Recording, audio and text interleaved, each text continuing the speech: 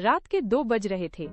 घर के भीतर सन्नाटा इतना गहरा था कि दीवार पर टंगी घड़ी की हर एक टिक टिक किसी भारी हथौड़े की तरह कानों में गूंज रही थी। अचानक एक तीखी चीख ने हवा को चीर दिया। उसके तुरंत बाद फर्श पर कुछ भारी घिसटने की आवाज आई। माँ ने कांपते हाथों से फोन उठाया। उसकी उंगलियां फोन के बटनों पर लड़खड़ा रही थीं। दूसरी तरफ पुलिस की घंटी बजी। उसने गहरी सांस ली और स्थिर आवाज में कहा, मैंने अपने बेटे को मार दिया है। पुलिस की गाड़ी के सायरन की आवाज दूर से आने लगी, जो रात की शांति को टुकड़े टुकड़े कर रही थी।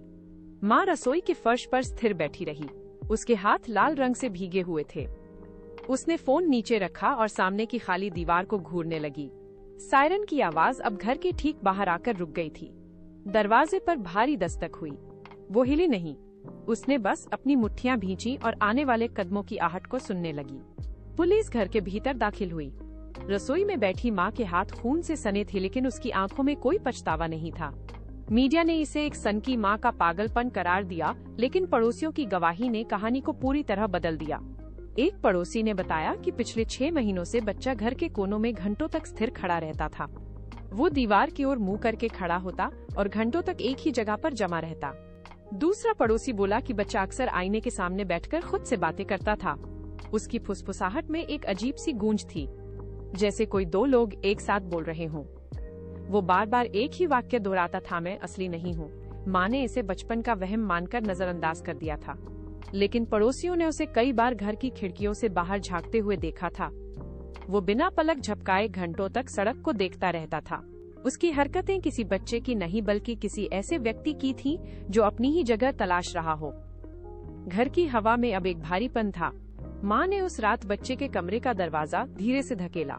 कमरे के भीतर का तापमान अचानक गिर गया था। बच्चा अपने बिस्तर पर सीधा लेटा हुआ था। उसकी आंखें पूरी तरह खुली थीं, जो बिना पलक झपकाए छत के एक बिंदु को घूर रही थीं। माँ ने उसके पास जाकर उसे पुकारा, लेकिन कोई प्रतिक्रिया नहीं मिली। अचानक बच्चे के होंठ हिलने लगे। वे किसी अज्ञात भाषा में फड़फड़ा रहे थे। माँ ने अपना हाथ उसके कंधे पर रखने के लिए बढ़ाया, तभी वो आवाज उसके कानों में पड़ी। वो एक बच्चे की कोमल आवाज नहीं थी। वो धातु के रगड़ने और गियर के घूमने जैसी एक भारी पुरानी मशीन की आवाज थी। माँ के हाथ से पानी का गिलास छूटकर फर्श पर गिर गया। कांच के टुकड़े बिखर गए, लेकिन बच्चा अपनी जगह से नहीं हिला। वो उसी मशीनी लय में फुसफुसाता रहा। माँ पीछे की ओर हटी। उसकी सांसें तेज हो गईं।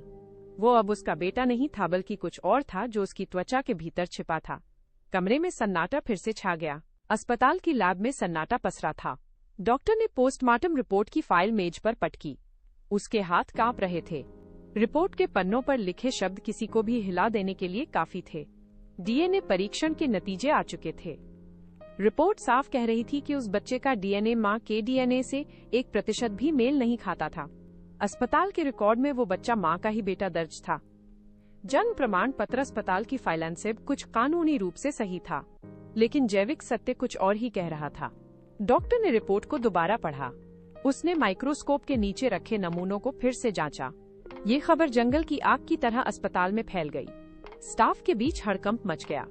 जेल की कालकोठरी में बैठी माँ को जब ये पता चला तो उसने कोई प्रतिक्रिया नहीं दी। उसने बस अपनी आंखें बंद की और एक ठंडी सांस ली। पुलिस के लिए ये एक पहेली थी, लेकिन माँ के लिए ये उस सच की पुष्टि थी। वो बच्चा कभी उसका था ही नहीं। जेल की कालकोठरी में सन्नाटा था। माँ एक कोने में बैठी थी। उसके चेहरे पर एक अजीब सी शांति थी। उसने जेलर की ओर देखा और मुस्कुराते हुए कहा, वो वापस नहीं आएगा। जेलर ने उसे पागल समझकर नजरअंदाज कर दिया और भारी लोहे का दरवाजा बंद कर चला गया। तभी जेल की दीवार के पीछे से एक ठंडी आवाज आई। वो आवाज उसी बच्चे की थी। उसने कहा, मम्मी, मैं अभी भी यही हूँ। अंधेरे कोने से एक परछाई उभरी। उस लड़के की आंखें पूरी तरह काली थीं। उसके होंठ एक डरावनी मुस्कान में खिंचे थे। उसने अपना हाथ हवा में उठाया, जैसे वो जेल की सलाखों को छू रहा हो। माँ की मुस्कान गायब हो गई।